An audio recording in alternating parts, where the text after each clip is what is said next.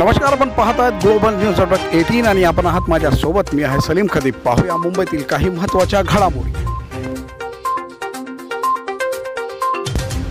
पाहूया पुढील ही बातमी. अटल सेतू महामार्ग संबंधित नेमकं काय प्रकरण आहे.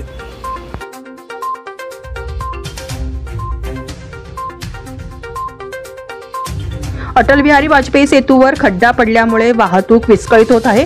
गेल्या अनेक दिवसांपासून सतत पडत असलेल्या पावसामुळे अटल बिहारी सेतूच्या मार्गावर जागोजागी खड्डे पडले आहेत. याआधीही या ठिकाणी एक मोठा खड्डा पडला होता, तेव्हा मोठ्या प्रमाणात मीडियाने बातम्या दाखवून दिल्या होत्या.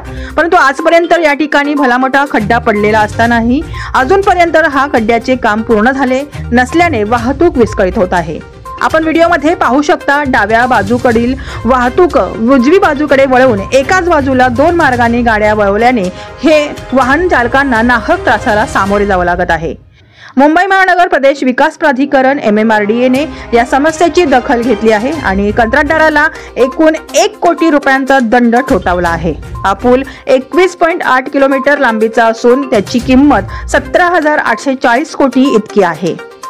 MMRDAचं म्हणणं आहे की हा पूल संरचनात्मक दृष्ट्या मजबूत आहे आणि सुरक्षित आहे, परंतु पृष्ठभागावरील नुकसान दुरुस्त करण्यासाठी पावले उचलली जात आहेत.